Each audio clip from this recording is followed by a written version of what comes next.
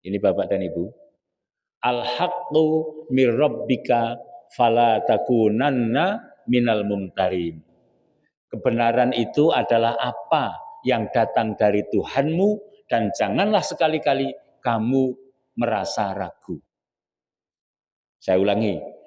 Al-haqqu mir rabbika fala takunanna minal mumtarin. Kebenaran itu apa yang datang dari Tuhanmu dan janganlah sekali-kali kamu merasa ragu. Jadi dalam pandangan Islam, Ibu dan Bapak, kebenaran itu adalah apa saja yang datang dari Allah Subhanahu wa Ta'ala. Sifatnya memang dogmatis. Agama itu kan begitu.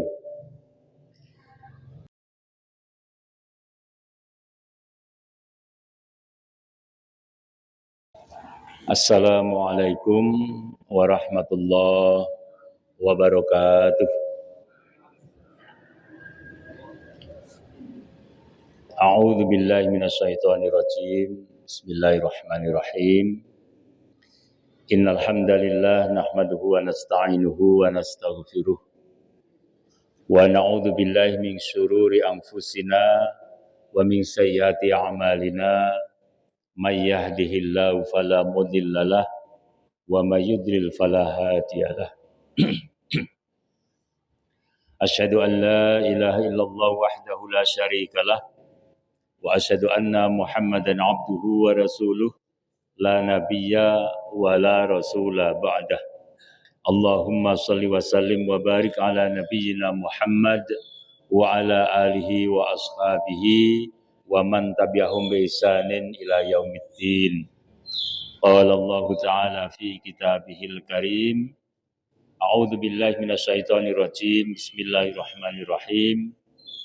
Ya ayyuhalladzina amanu taqullaha haqqa tuqatih wa la tamutunna illa wa antum muslimun. Wahai orang-orang yang beriman, bertakwalah kamu sekalian kepada Allah dengan sebenar-benarnya takwa dan jangan kalian mati kecuali dalam keadaan muslim. Amma ba'd fa inna astaqal hadis kitabullah wa khairal hadi hadi Muhammadin sallallahu alaihi wasallam wa syarrul umuri muhdatsatuha wa kullu muhdatsatin bid'ah wa kullu bid'atin dhalalah wa kullu dhalalatin finnar. Bapak-bapak dan ibu-ibu jamaah pengajian yang dirahmati Allah Subhanahu wa taala. Alhamdulillahirabbil alamin. Marilah senantiasa kita bersyukur kepada Allah Subhanahu wa taala atas segala nikmat dan karunia yang dilimpahkan kepada kita sehingga sampai dengan pagi hari ini kita masih diberi sehat lahir batin, juga diberi kesempatan oleh Allah Subhanahu wa taala untuk senantiasa menambah ketaatan kita, ketakwaan kita kepadanya. Shalawat dan salam semoga dilimpahkan kepada Nabi kita Muhammad sallallahu alaihi wasallam, kepada keluarganya, para sahabatnya serta para pengikutnya. Jamaah yang dirahmati Allah Subhanahu wa taala, insyaallah sebentar lagi kita akan memasuki bulan Ramadan tahun 1445 Hijriah. Tanggal pinten Bapak Ibu? 1 Ramadan itu? Badhe jatuh tanggal pinten? 11 Maret. Saat ini tanggal 3 Maret. Saat ini dinten Ahad nggih. Yakin dinten Ahad, Bu? Yakin dinten Ahad. Tanggalnya tanggal 3 Maret. Yakin. Kok yakin, Bu? Kayak napa?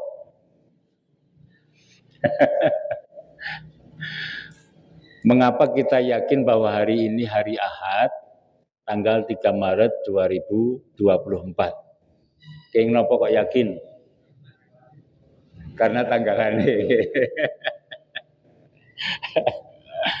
Ya, untuk mengawali pengajian ini saya ingin kita belajar tentang apa sih yang dimaksud dengan kebenaran. Ya, sebelum kita masuk ke masalah puasa.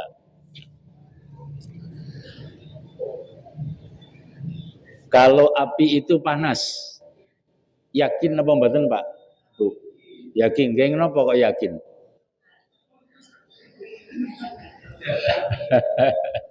Niki wonten sing mencoba, oh ternyata panas terus. Nggih mencoba merasakan api itu panas. Oke, sinau riyen nggih kita ya. Kita ingin belajar apa sih yang memang dimaksud kebenaran. Sebenarnya ada beberapa macam teori pemikiran manusia tentang kebenaran. Yang pertama, saya ingin menyebutkan 3 saja yang mungkin mudah untuk kita cerna. Yang pertama, teori itu karena dibangun oleh persepsi. Jadi banyak orang menyebut bahwa api itu panas. Dari tahun ke tahun, dari hari ke hari ya, dari waktu ke waktu, dan semua orang mengatakan api itu panas. Hampir tidak ada yang mengatakan api itu dingin.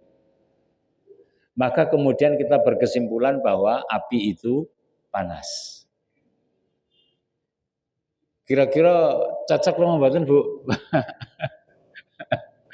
Ya. Ini soal kebenaran, hasil pemikiran manusia. Okay. Yang kedua, apa yang disampaikan Ibu tadi, api itu panas karena pernah mengalami bahwa ternyata ketika api itu kena pada anggota badan kita mengatakan panas karena dirasakan semelet, jondil gitu ya. Oh kok ternyata sakit badan kita ketika kena api. Nah, ini bukan dibangun oleh persepsi. Kebenaran bahwa api itu panas dibangun oleh praktek, dibangun oleh sebuah peristiwa yang dirasakan, dialami. Jadi terhadap sebuah kenyataan bahwa api itu panas. Ada lagi teori yang lain Ibu-ibu. Ini belajar kebenaran. Teori yang lain apa? Api itu dikatakan panas karena ketika kita memasak air, ada tungku, ada kompor, ada apinya, kemudian kita masak air di atasnya, berapa menit kemudian air itu mendidih. Kemudian kita berkesimpulan, api itu panas karena mampu mendidihkan air. Jadi ada manfaat, ada faedah. Pada yang ketiga ini, sebuah kebenaran dibangun karena ada manfaat, ada faedah. Nah kalau kemudian kita sekarang ini yakin bahwa hari ini hari Ahad tanggal 3 Maret 2024 itu karena teori yang mana Pak? Bu? Teori yang pertama, teori yang kedua, atau teori yang ketiga? Hah?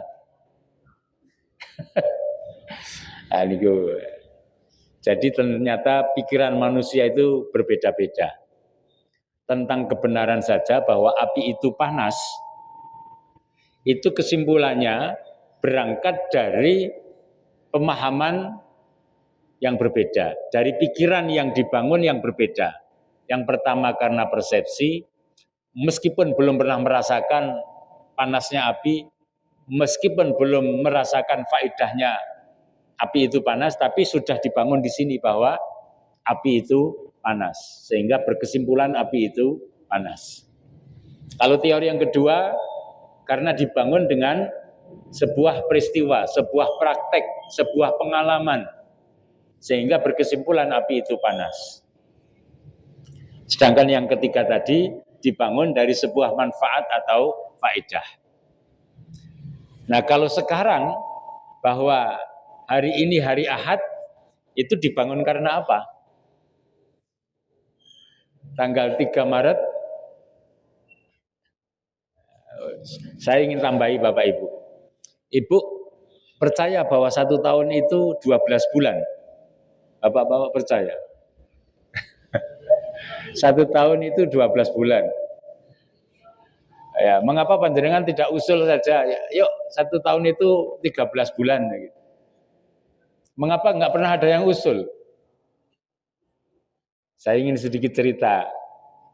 Dulu orang Arab itu mengusulkan agar 1 tahun itu 13 bulan. Ini orang-orang Arab. Jadi dia mikir mengusulkan agar 1 tahun 13 bulan. Pada saat itu Romawi itu sudah memutuskan 1 tahun 12.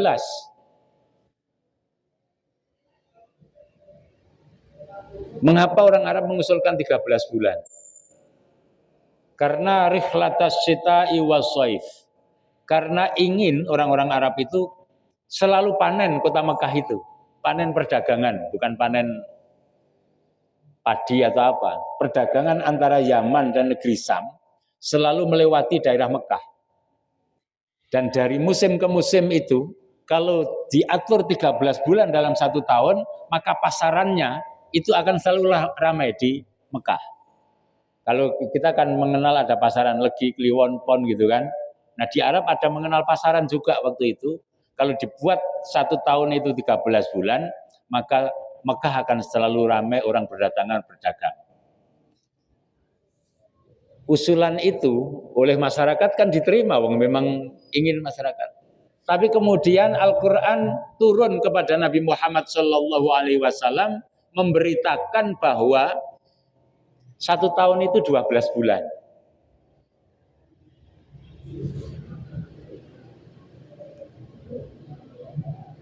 Terus bunyi Bapak Ibu. Mikir ya. Ya, jadi maka kita beragama ini harus ada keyakinan yang mendalam tentang sebuah kebenaran. Kalau tadi saya mencontohkan api itu panas, dari berbagai macam teori bahwa api itu panas, tetapi kata Al-Quran begini. Ini Bapak dan Ibu. Al-haqqu mir rabbika fala takunanna minal mumtarin. Kebenaran itu adalah apa yang datang dari Tuhanmu dan janganlah sekali-kali kamu merasa ragu. Saya ulangi. Al-haqqu mir rabbika fala takunanna minal mumtarin. Kebenaran itu apa yang datang dari Tuhanmu dan janganlah sekali-kali kamu merasa ragu.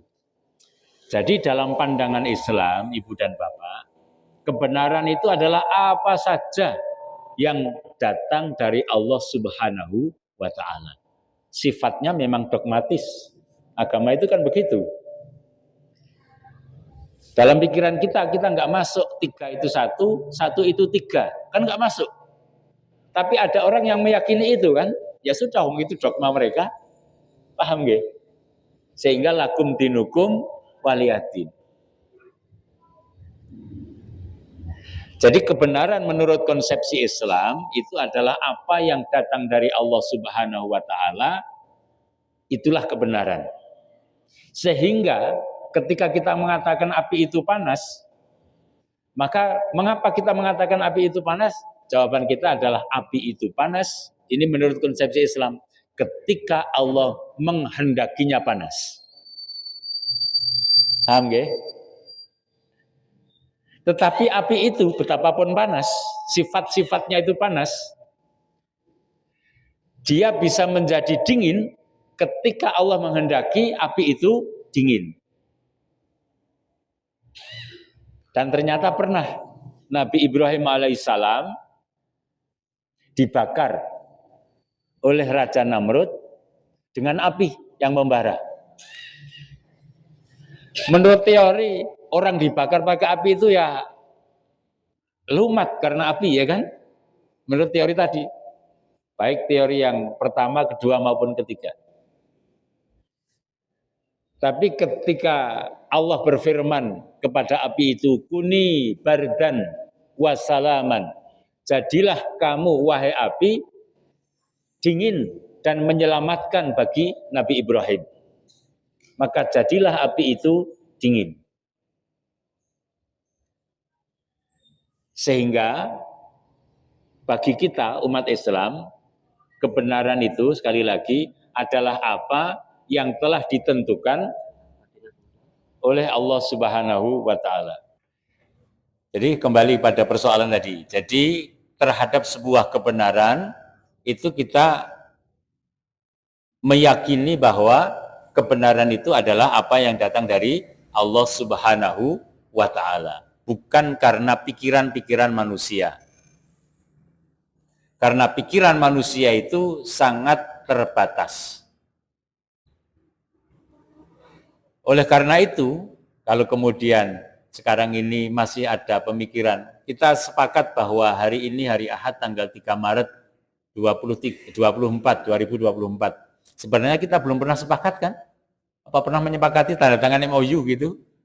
Tapi karena kita sudah dibangun persepsi, meyakini dengan pengetahuan, maka kemudian kita yakin hari ini adalah hari Ahad tanggal 3 Maret 2024. Pertanyaan saya yang kedua ini berkaitan dengan puasa.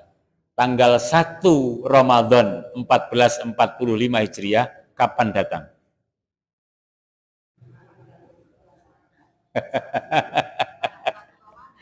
Tanggal 1 Ramadan. Tapi kapan dia datang?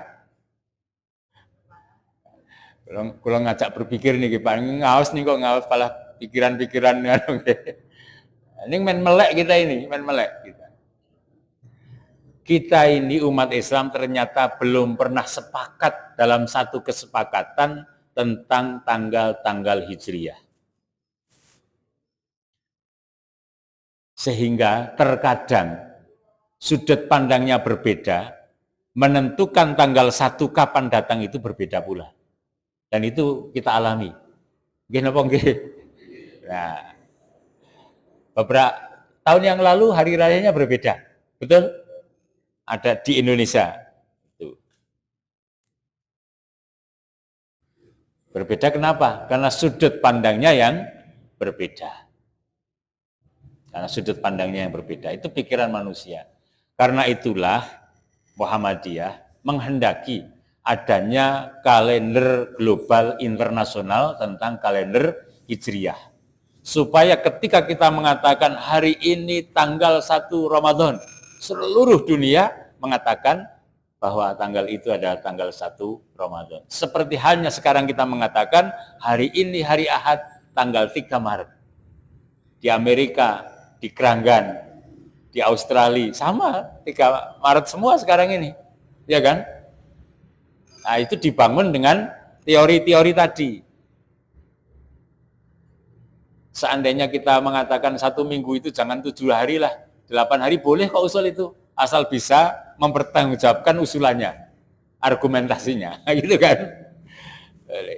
Cuman kalau masalah tahun, Al-Quran sudah turun, sudah memberitakan kepada Nabi kita dan menyampaikan kepada kita bahwa 1 tahun itu ada 12 bulan. Itulah kebenaran. Ya, jadi persepsi kita terhadap kebenaran begitu Bapak dan Ibu.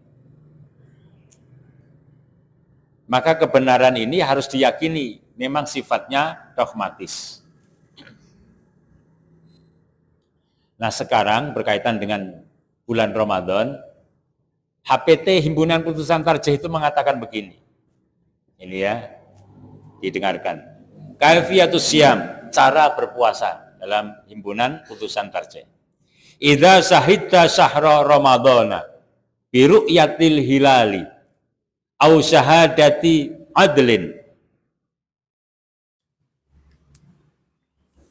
au bil istikmali Sya'ban salasina yauman. Kalau kita terjemahkan ini ke dalam bahasa Indonesia, idza syahida, apabila kamu menyaksikan syahra Ramadhana, bulan Ramadan, bi ru'yatil hilal, dengan ru'yatul hilal, au syahadati adlin, atau dengan persaksian seseorang yang adil. Jadi ada orang yang menyaksikan dan kemudian dia orang yang adil. Au bi istikmali Sya'ban salasina yauman, atau dengan menyempurnakan bulan Sya'ban 30 hari. Ru'yatul hilal atau karena ada persaksian seseorang yang melihat akhir bulan Sya'ban, atau karena menggenapkan bulan Sya'ban itu menjadi 30 hari. Maka jatuhlah tanggal 1 bulan Ramadan. Ini HPT ini. Nah, kata ru'yatul hilal, ini sekarang saya bangun teorinya ini. Ya. Ru'yatul hilal itu, apakah ru'yatul bil aini dengan mata kepala, atau ru'yatu bil fikri, ru'yah dengan pikiran. Kata ro'a itu bermacam-macam maknanya. Dulu ketika Nabi Ismail alaihissalam menerima informasi dari bapaknya Nabi Ibrahim alaihissalam dalam suatu mimpinya, itu menggunakan kata ro'a. Wahai anakku, kata Nabi Ibrahim alaihissalam, inni ro'aitu fil manami, sesungguhnya aku melihat pada saat tidur. Ro'a itu menggunakan kata ro'a. Kami melihat pada saat tidur. Apa itu namanya? Mimpi. Ya, tapi menggunakan kata ro'a. Juga kalau dalam bahasa Arab sehari-hari, bagaimana pendapatmu? Itu kalimat bahasa Arabnya adalah kaifa ra'yukum. Bagaimana pendapat kamu? Kaifa ra'yukum. Tetapi kadang-kadang kata ro'ah juga digunakan untuk melihat dengan mata. Nah, ini yang berbeda Bapak dan Ibu. Jadi ada kata ro'ah yang menggunakan pikiran, ada kata ro'ah yang tidak dalam pandangan mata, tetapi juga ada ro'a yang menggunakan pandangan mata.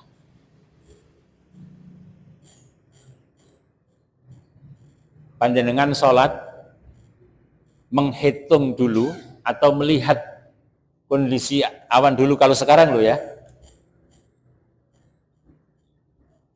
Karena perhitungan lebih dahulu. Dulu ada namanya jam pencet. Tahu jam pencet? Jam pencet itu jam yang biasanya ditaruh di depan masjid besar yang karena sinar matahari.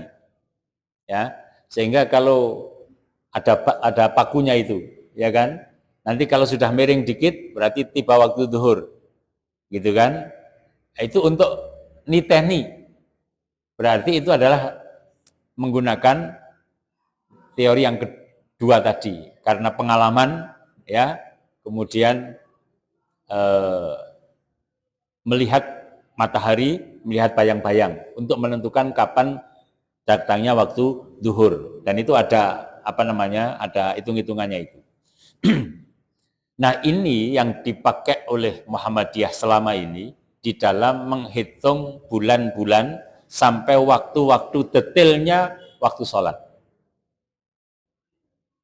Ya, sehingga ru'yat di situ menggunakan bukan ru'yatul hilal bil ain, tetapi bil hisab, dengan hitungan-hitungan.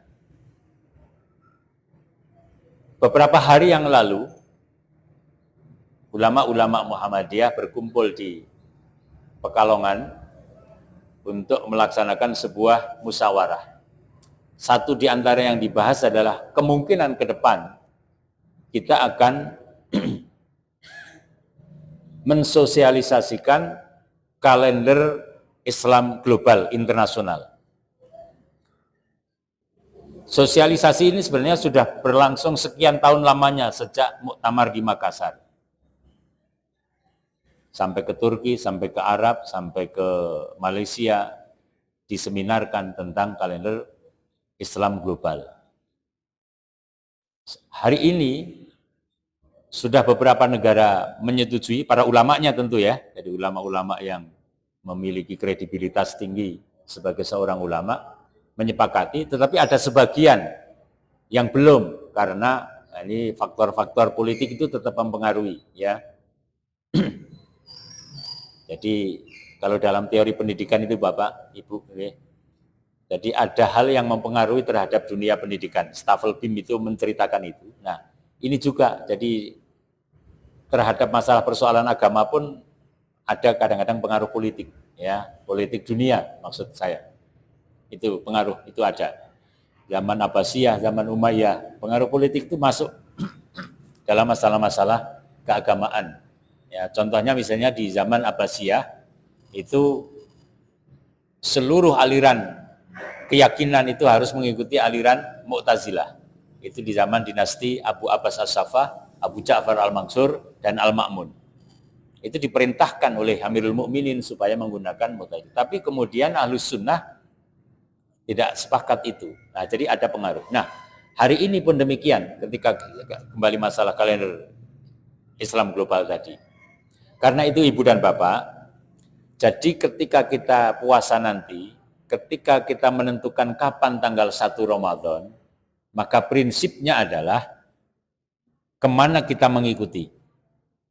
Harapan kami, harapan kita semuanya tentu seperti kalender miladiah ini atau Masehi ini, bahwa ketika tadi saya bertanya, yakin hari ini hari Ahad, tanggal 3 Maret, yakin semuanya gitu. Besok juga begitu.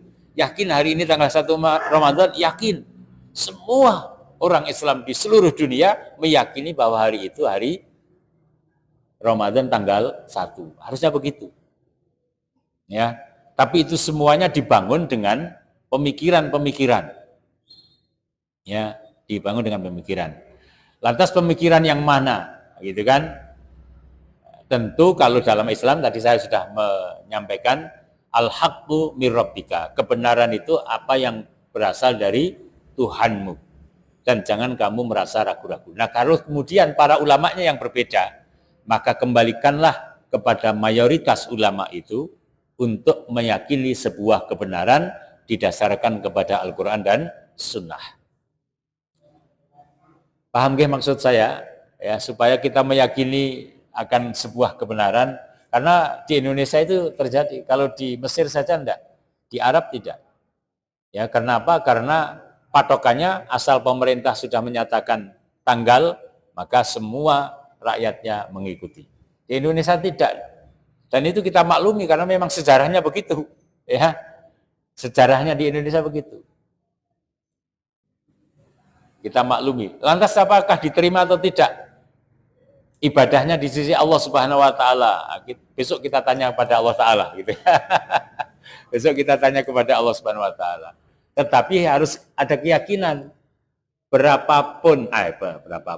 apapun yang diputuskan oleh para ulama, maka sungguh Allah akan menerimanya. Seandainya keputusan ulama itu benar, maka ulama itu berpahala 2. Seandainya salah, maka ulama itu berpahala 1. Jadi semuanya akan diterima oleh Allah Subhanahu wa ta'ala. Kok jadi aneh? Mungkin pikiran kita begitu. Ya tidak aneh, seperti api tadi saya cerita. Api itu panas, betul tidak? Kembali lagi pada persoalan tadi. Tapi ketika Allah mengatakan, jadilah wahai api, kamu dingin dan menyelamatkan Nabi Ibrahim. Ya, kuni bardan wasalaman. Maka jadilah api itu dingin. Gitu. Kalau kemudian dalam keyakinan kita bahwa semua persoalan yang berbeda tadi, berbeda pandangan tadi sekaligus menjawab Bapak tadi ketika bertanya, maka ya sudah itu diterima oleh Allah Subhanahu wa taala. Hal-hal yang sifatnya furu'iyah. Maka harus ada keyakinan yang berbeda puasanya kapan atau berbeda akhir puasanya kapan gitu ya, tanggal 1 Syawal nanti kok berbeda. Maka yakinlah bahwa Allah akan menerima kedua-duanya. Ya. Allah akan menerima kedua-duanya, akan memberikan permakluman kepada orang yang salah dan akan menerima dengan pahala yang besar bagi mereka yang ini harus menjadi keyakinan kita. Maka saya ulangi di sini, ketika HPT mengatakan idza syahida Ramadan bi ru'yatil hilal au syahadati adlin au bistikmali sya'bani salasina yauman, itu sudah menjadi benar, ya.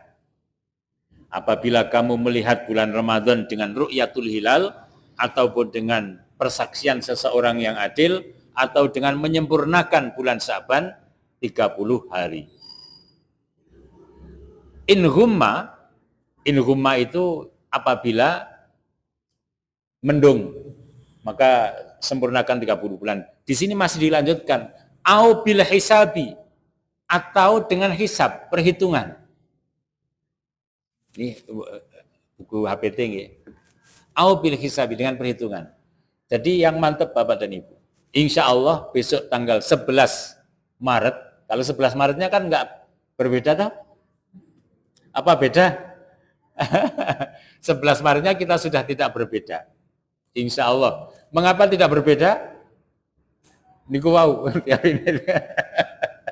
Karena dibangun oleh persepsi yang sama dengan pengalaman perhitungan yang sama. Sehingga semua sepakat bahwa hari ini hari Ahad tanggal 3 Maret dan tanggal 11 itu akan jatuh pada hari Senin yang akan datang. Kan itu nggak akan berbeda toh? Insya Allah nggak akan ada yang berbeda. Kalau ada yang berbeda, mesti dia terisolir. Karena menyalahi mayoritas makhluk dunia ini. Ya. Tetapi untuk tanggal 1 Ramadan masih ada kemungkinan berbeda. Karena memang belum sepakat, umat Islam itu belum sepakat. Ya, belum sepakat. Nah, oleh karena itu, karena belum sepakat, maka kita perlu ada kesepakatan dulu paling tidak di bagian-bagian tertentu. Nah, di Muhammadiyah kesepakatannya adalah dengan hitungan hisab yang tidak pernah meleset insya Allah selama ini. Sampai 100 tahun yang akan datang, apakah akan terjadi gerhana atau tidak? Di bulan apa? Di jam keberapa? Di menit keberapa? Di detik jam berapa? Itu sudah dihitung sedemikian rupa bisa dengan teori hisab itu.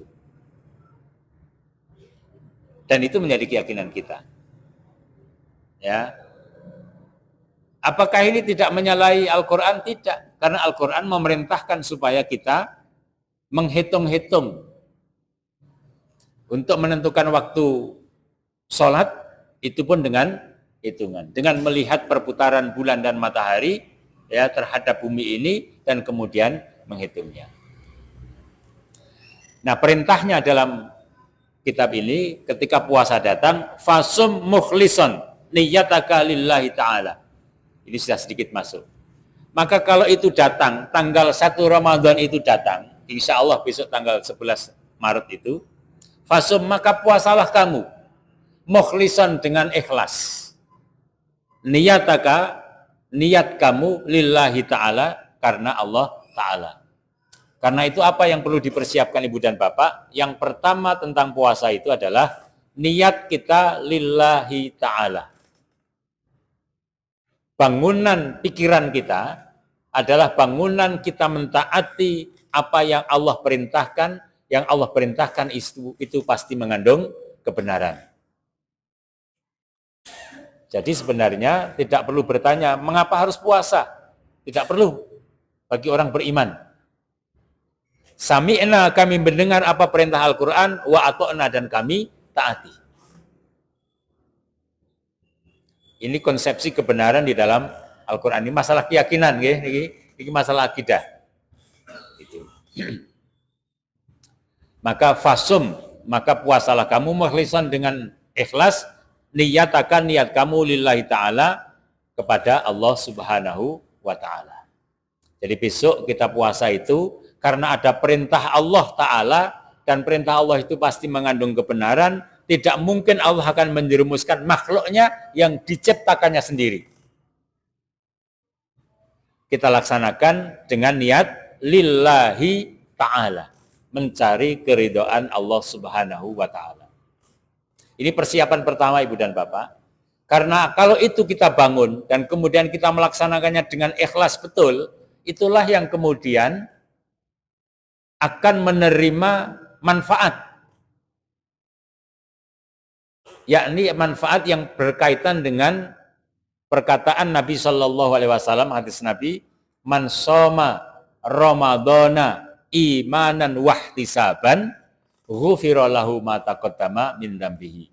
barang siapa yang berpuasa pada bulan Ramadan, imanan wahtisaban, dengan penuh keyakinan, wahtisaban, dan mencari keridhaan Allah, atau penuh ikhtisab itu hitung-hitung, gitu ya. Apa maksudnya ini? Tadi, ketika kita menjalani sebuah perintah Allah itu, ada keyakinan kebenaran. Dari teori manapun kebenaran itu, tetapi kita yakin semua yang berasal dari Allah Ta'ala, tidak ada satupun yang akan menjerumuskan manusia kepada kesengsaraan. Meskipun teori tentang puasa bermacam-macam. Bapak dan Ibu, puasa itu kan ada yang melihatnya dari sudut pandang kesehatan. Mereka mendalilkan pada sumu tasihu, berpuasalah kamu, niscaya kamu akan sehat, ya kan? Kemudian juga berpandangan pada hadis bahwa manusia itu sepertiganya harus terdiri dari air, sepertiganya harus dari makan, sepertiganya harus udara, gitu kan? Itu juga kemudian dijadikan sebagai dasar dalil untuk supaya ada puasanya manusia itu, supaya sehat. Teori tentang kesehatan itu boleh-boleh saja. Dan itu punya dasar-dasar, silahkan. Kita juga tidak akan menolak itu. Tapi juga ada yang melihat puasa itu dari sudut pandang ekonomi. Ya kan?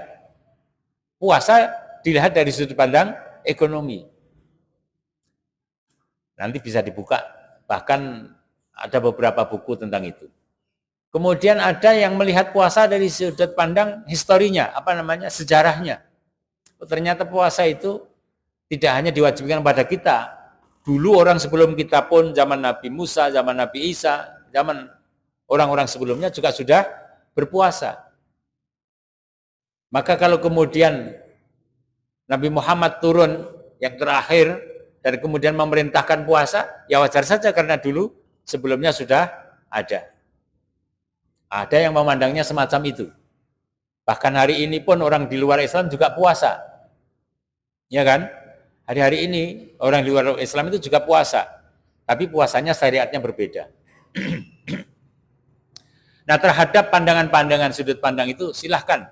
Itu mengandung kebenaran-kebenaran. Tetapi yang harus diyakini tadi adalah al-haqqu mir rabbika fala takunanna minal mumtarin. Jadi kalau Allah perintahkan ya ayyuhalladzina amanu kutiba alaikumusiyam kama kutiba alal ladzina min qablikum la'allakum tattaqun, itu karena sebuah perintah, maka kita datangi perintah itu, kita laksanakan perintah itu tanpa reserve, tanpa mikir, saya tak pikir-pikirin di sini, tidak usah.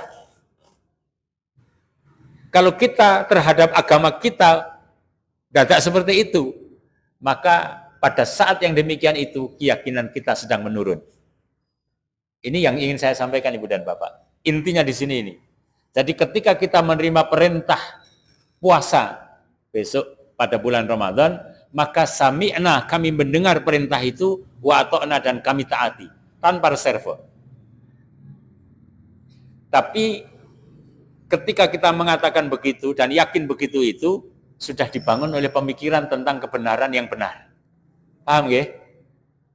Jadi ketika kita berhujjah itu dengan hujjah yang benar, berargumentasi dengan argumentasi yang benar, tetapi kita sudah yakin dulu bahwa tidak mungkin Allah akan menjerumuskan hambanya dengan perintah apa saja, termasuk puasa. Maka perintah APT itu fasum mukhlisan niyataka lillahi ta'ala. Ya. Tetapi Ibu dan Bapak, karena ibadah puasa itu adalah ibadah, dan ibadah itu akan diterima oleh Allah Ta'ala apabila memenuhi dua syarat. Yang pertama adalah ikhlas karena Allah Subhanahu wa Ta'ala, dan yang kedua apabila sesuai dengan syariatnya. Jadi panjenengan ikhlas melaksanakan sholat subuh tadi, ikhlas banget karena sami'na wa ata'na, tetapi kok 4 rakaat, ngeyel 4 rakaat sholat subuh, yang enggak akan diterima karena tidak sesuai dengan syariatnya. Karena itu syarat yang kedua agar puasa kita nanti diterima, itu harus sesuai dengan syariat Allah Subhanahu wa Ta'ala. Karena itu persiapan yang kedua di samping niat ikhlas adalah ilmu tentang puasa itu sendiri. Ya, mengilmui tentang puasa. Mungkin dalam batin panjenengan kan sudah selama ini kita puasa terus Pak Mamun setiap bulan Ramadan. Kan ilmunya juga sudah kita terima. Jangan begitu. Manusia itu Ibu dan Bapak selalu hari demi hari itu mengalami berbagai macam dinamika kehidupan. Ada di dalam kehidupan kita yang dulu kita hafal, sekarang kita tidak hafal. Dulu kita paham, sekarang kita tidak paham. Kita sudah kenal dengan orang, paham, tapi lama nggak berjumpa. Ketika bertemu, pangling, sopo, nanti namanya saja lupa. Betul tidak? Kejadian itu berarti kita harus punya keyakinan, harus memperbarui pengetahuan kita. Di samping itu, bahwa pengajian ini kan tidak selamanya diikuti oleh orang yang sama. Ada orang yang berganti yang dulu belum ikut, sekarang ikut. Sehingga ilmu tentang Ramadan dan hal-hal yang berkaitan dengan Ramadan terus harus diperbaharui. Bahkan kadang-kadang banyak variabel yang kita belum mendapatkannya di pengajian-pengajian yang lalu. Kita baru menemukan dari seorang ustadz ketika kita ngaji itu. Bisa terjadi. Karena itu maka persiapan yang kedua untuk menghadapi bulan Ramadan adalah mengilmui ilmu-ilmu yang berkaitan dengan Ramadan. Jadi yang persiapan pertama tadi apa? Niat yang ikhlas karena Allah Subhanahu wa taala dengan dasar sami'na wa ata'na, dan tidak mungkin Allah itu akan menjerumuskan seorang hamba. Maka yang kedua persiapannya adalah dengan ilmu yang benar tentang hal-hal yang berkaitan dengan Ramadan. Nah, gini sekarang tinggal beberapa hari dikaji lewat HP, bisa cari channel ya, Tarjih Muhammadiyah, dibuka ya, Tarjih Muhammadiyah tentang tata cara Ramadan, hal-hal yang membatalkan puasa dan sebagainya. Nah, itu dibaca lagi.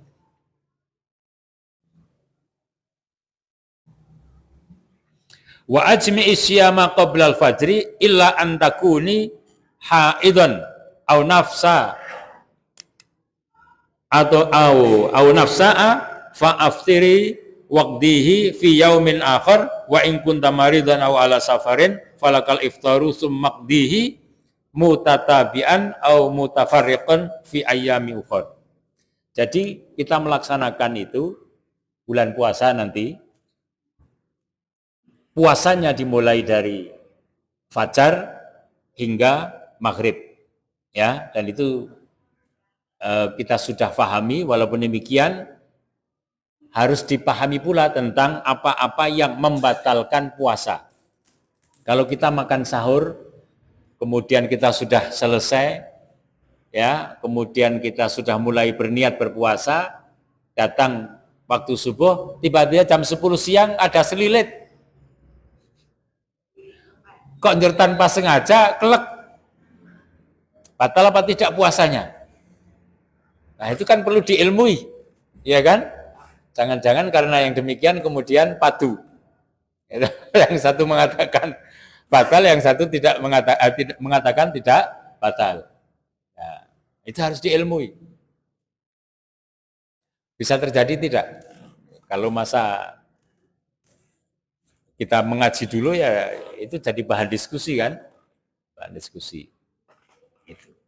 Nah, besok harus ada mengaji ini. Kemudian dilanjutkan, wa in saqqa alaika saumu. Memang harus pakai kacamata ya.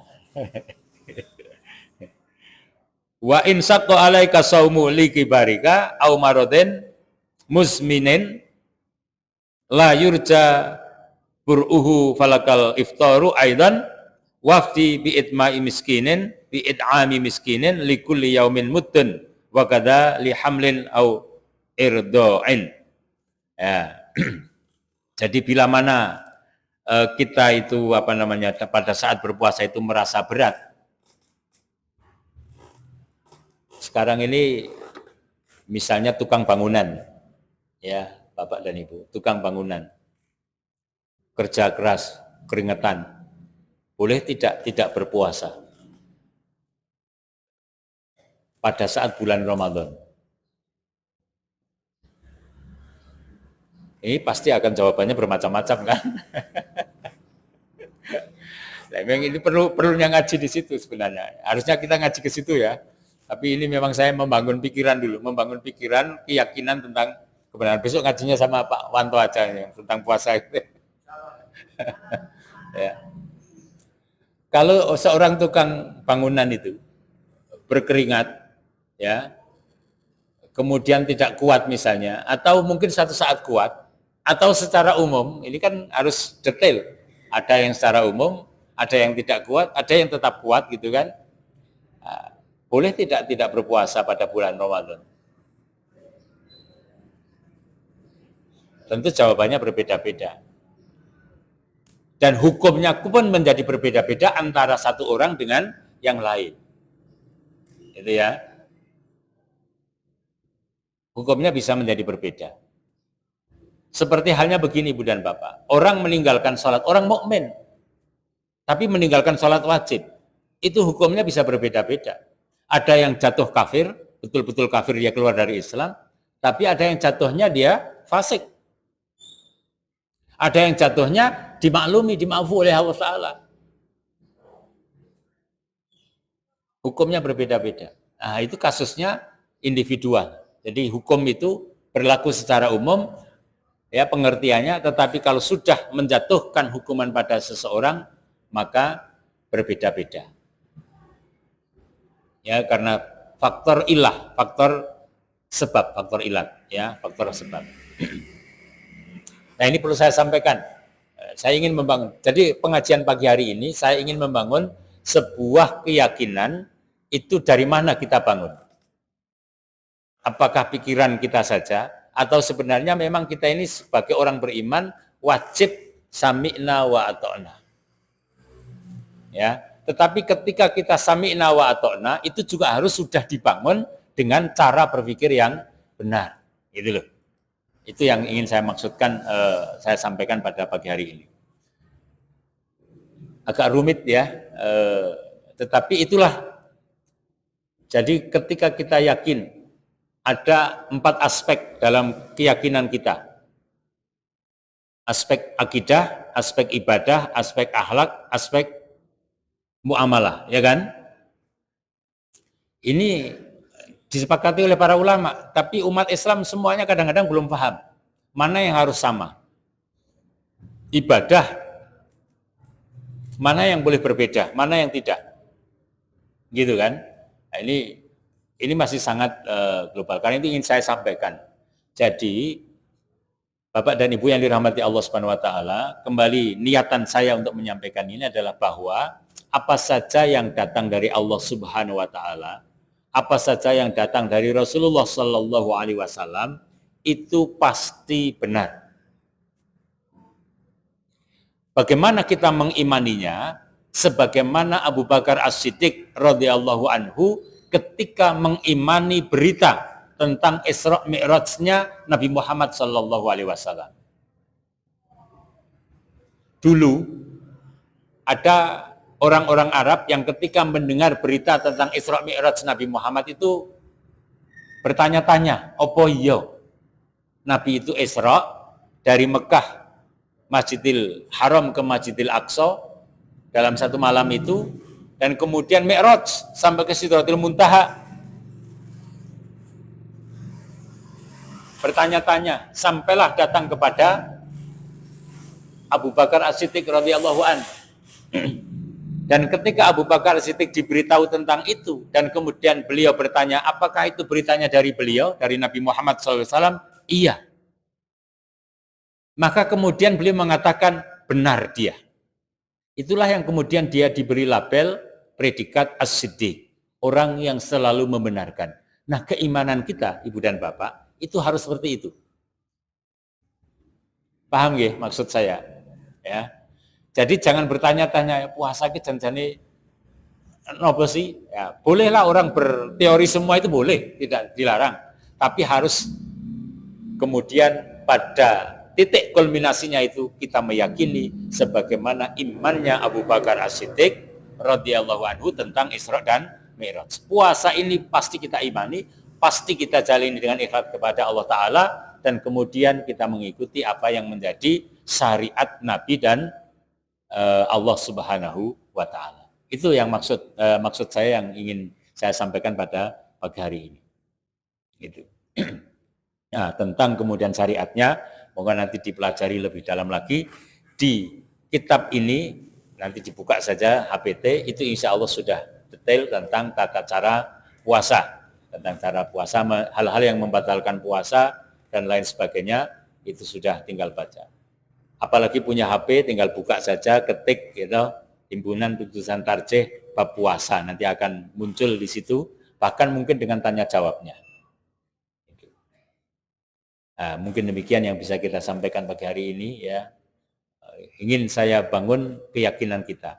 Jadi nanti kalau kita kemana-mana gitu, maksud saya tentang Islam itu jarem ya, karena kita itu selalu kalau ngajikan wala tamutunna illa wa antum muslim, dan jangan kalian mati kecuali dalam keadaan muslim. Itu kan di situ ya, karena kematian itu tiba-tiba dan kita tidak tahu. Ada orang sedang olahraga pengen sehat, tapi ternyata ketika olahraga itu dia meninggal dunia, gitu kan?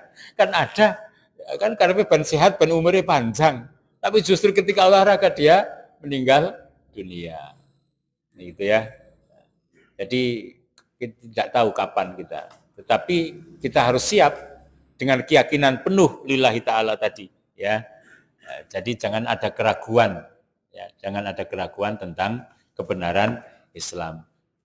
Kalau ditanya mengapa Pak Ma'mun menyampaikan itu, saya berlatar belakang begini, Bapak. Banyak peristiwa di kita, di lingkungan kita, termasuk perkara pemilu dan lain sebagainya.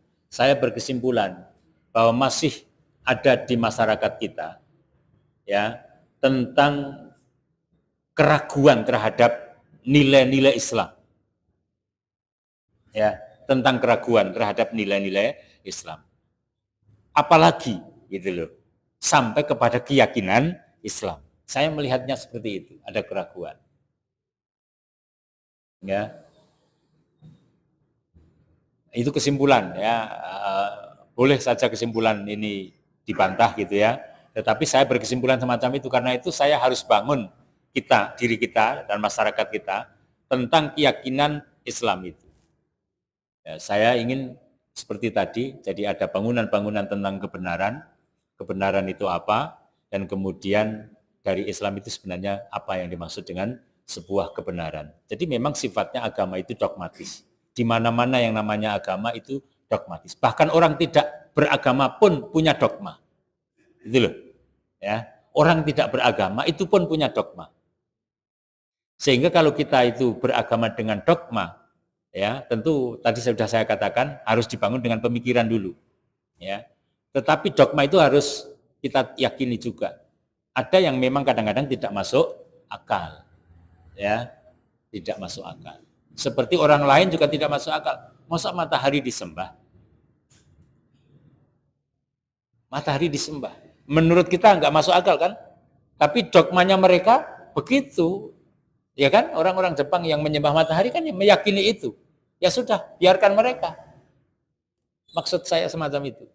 Jadi kita harus meyakini, orang Islam itu sendiri meyakini tentang kebenaran Islam, keyakinan yang mendalam tentang Islam, dan ketika meyakini itu harus juga meyakini tentang nilai-nilai kebenaran yang dibawa. Tatarannya seperti apa? Ya, tatarannya ini kalau dalam kenyataan itu begini Bapak Ibu. Kalau Islam memberitakan milih pemimpin itu begini, ya diikuti gitu loh. Kalau belum, itu berarti masih meragukan. Ini kesimpulan saya, ya, kesimpulan saya benar atau tidak masih bisa diuji ya, nanti diujilah gitu. Tapi saya banyak membaca insya Allah, tidak hanya artikel-artikel dalam negeri, tapi yang saya baca juga jurnal internasional.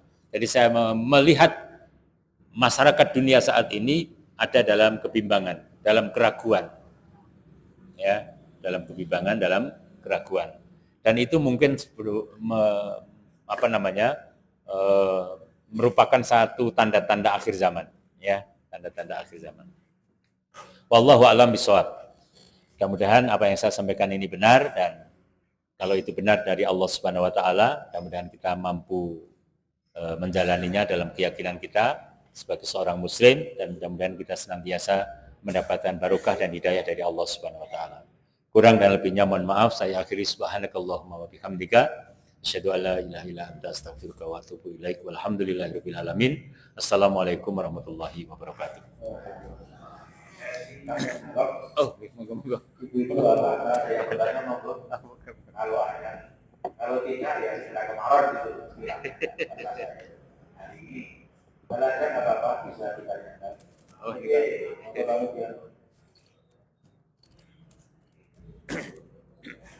Monggo Pak. Waalaikumsalam.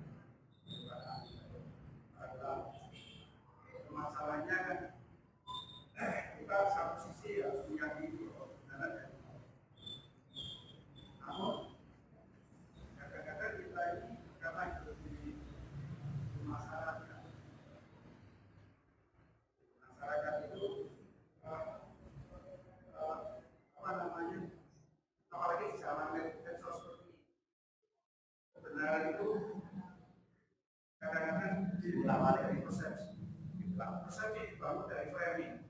Nah, sehingga yang tidak benar pun jadi kadang-kadang menjadi seakan-akan menjadi. Apalagi nanti ketika ini selama ini terjadi perbedaan-perbedaan khususnya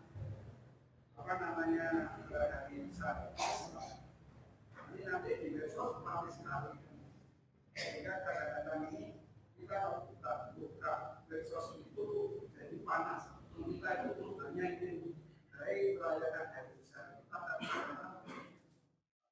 Pengalaman kami sendiri, nah ini kendaraan sini, selama 16 tahun. Nah ini kalau pas berbeda, saya ditanya oleh pengusaha yang lain, kamu jalan seksual kemudian, kadang-kadang hati itu, uangnya ini tidak. Yang kedua, mungkin 15 atau 20 tahun yang lalu, karena proses perbedaan ini saya dari Semarang naik, zaman dulu kan naik bus dan dulu. Kemudian ada Cina juga ngomong masalah desa. Ada salah satu kata itu terselip. Aku ngomong, apa yang di sisi kau belum makan gitu, nah ini sehingga kadang-kadang kita tidak mempermasalahkan masalah itu kadang-kadang ya, apalagi seperti kita, saya sama kadang-kadang. Nah, sekali lagi kalau betul tadi kehidupan itu, saya kira umat Islam khususnya di kawasan sangat barangkali demikian besar mungkin ini menjadi penguatan kita. Tapi kita tidak sudah hanya pemikiran yang menjadi kuat, dan alhamdulillah Muhammad itu sangat istimewa sekali ketika ada instruksi dari pusat sangat istimewa sekali, dan iman kita ini malah selalu apa yang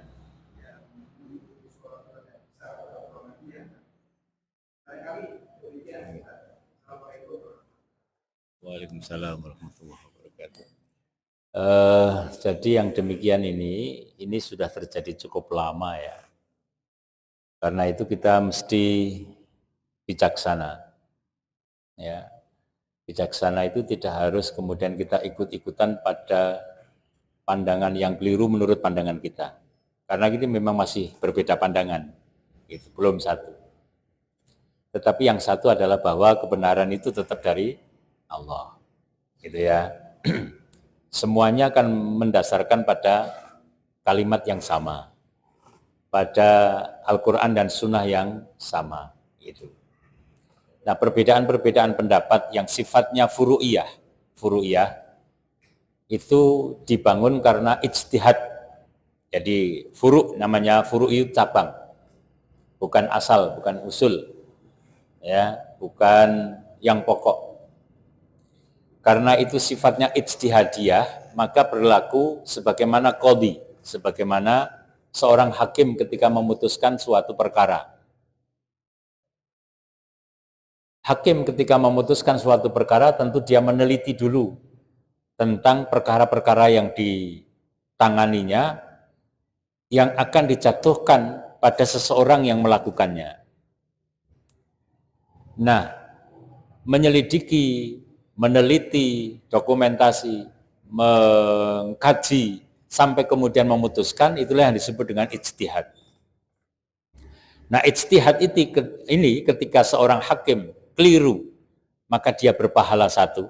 Berarti kelirunya itu ada di hadapan Allah, bukan di hadapan manusia. Karena manusia belum tahu, ya kan? Tetapi kalau hakim ini benar, juga di hadapan Allah, maka dia mendapat pahala 2. Jadi ketika keliru pahalanya 1, ketika benar maka pahalanya 2. Atas semua ijtihad itu. Berangkat dari sini, maka kemudian dikiaskan untuk seluruh perkara-perkara yang berkaitan dengan masalah agama, ulama sepakat bahwa kalau yang sifatnya furu'iyah, yang sifatnya cabang-cabang, seseorang berbeda, maka ulamanya ketika perbedaan itu terjadi dan kemudian ada yang keliru, dia mendapatkan 1 pahala, ketika benar mendapatkan 2 pahala. Bagaimana dengan umatnya? Umatnya mengikuti sebagaimana mujtahidnya. Jangankan kita yang sangat awam, Ibu dan Bapak. Imam Asy-Syafi'i, Imam Hambali, Imam Malik, ya kalau diurut dari yang sepuh dulu itu Imam Hanafi, kemudian Imam Malik, kemudian Imam Syafi'i, dan Imam Hambali. Imam Hanafi dengan Imam Malik agak jauh. Imam Malik tidak ketemu langsung dengan Imam Hanafi. Tetapi Imam Malik ketemu dengan murid-muridnya Imam Hanafi. Kemudian berguru. Jadi secara tidak langsung ada keilmuan yang dipelajari Imam Malik dari Imam Hanafi. Tapi Imam Syafi'i dengan Imam Malik itu guru dan murid. Imam Syafi'i itu menghafalkan kitabnya Imam Malik yang namanya Al-Muwatta, tebal sekali. Itu dalam usia belasan tahun sudah hafal. Dan itu dihafalkan di depan Imam Malik. Kitab loh ya. Kemudian Imam Syafi'i dengan Imam Hambali ini teman, walaupun selisih beberapa tahun, tapi teman, boleh kita katakan sebaya, sehingga pernah ngaji bersama juga. Walaupun demikian Ibu dan Bapak, apakah tidak terjadi perbedaan antara beliau-beliau itu? Terjadi perbedaan, sehingga muncul mazhab, ya kan? Munculnya itu karena perbedaan. Ada pendapat-pendapat Imam Syafi'i yang tidak sama dengan pendapat Imam Malik gurunya. Ada pendapat Imam Ahmad yang tidak sama dengan pendapat Imam Syafi'i. Tapi Imam Ahmad ketika berdoa sampai didengar putranya, dan putranya mengatakan, wahai Abi, mengapa ayahku, engkau dalam doa-doamu selalu menyebut dan mendoakan Imam Syafi'i? Siapa dia? Maka jawablah si Imam Ahmad ini kepada anaknya bahwa Imam Syafi'i adalah bagikan sebuah matahari bagi umat Islam. Selalu didoakan. Demikian pula ketika Imam Syafi'i menyebut Imam Ahmad, juga memuji-muji tentang kecerdasan Imam Ahmad. Jadi perbedaan kalau yang sifatnya furu'iyah itu biasa dalam sejarah Islam, karena itu jangan sampai itu menjadi sebuah pemicu perpecahan di antara umat Islam. Nah, kita sikapnya juga bijak semacam itu ketika kita berada di masyarakat. Memang kami benar-benar berharap bahwa melalui kalender global, kalender hijriah global internasional, itu kita harapkan nanti kemudian kita benar-benar menjadi satu, ya, dan mudah-mudahan Allah memberikan kemudahan-kemudahan. Itu. Nah, saya rasa semacam itu, sikap kita ya bijaksana saja, tidak menjadikan itu sebagai sebuah permasalahan, tetapi mana yang kita yakini sebagai sebuah kebenaran di saat itu, maka kita jalani saja. Ya, kita jalani. Toh selama ini ya sudah terjadi semacam itu, dan tidak ada peperangan karena perbedaan hari raya atau perbedaan bulan Ramadan. Belum pernah terjadi peperangan ya. Kalau satu dua kakak adik konflik itu mungkin. Ya, tapi nggak ada sejarahnya menurut saya ya. Di Indonesia nggak ada. Dan ini terjadi di Indonesia saja. Jadi monggo disikapi secara bijaksana terhadap masyarakat. Tapi kita yakini dengan apa yang kita yakini sebagai sebuah kebenaran, tentu dengan keilmuan yang benar, tidak semata-mata. Karena kita diajari supaya tidak buta, ikut tanpa pemikiran gitu ya. Kita diajari supaya kita ikut berpikir, oh mengapa begini? Oh, karena begini. Mengapa ini saya ambil, saya lakukan? Karena ada hujah yang melatar belakanginya, begitu. Ya, kita diajari semacam itu. Mungkin tanggapan saya semacam itu, mudah-mudahan bisa dipahami ya. Ini sudah jam 7:04 Pak Wanto. Saya kembalikan pada Pak Wanto, monggo.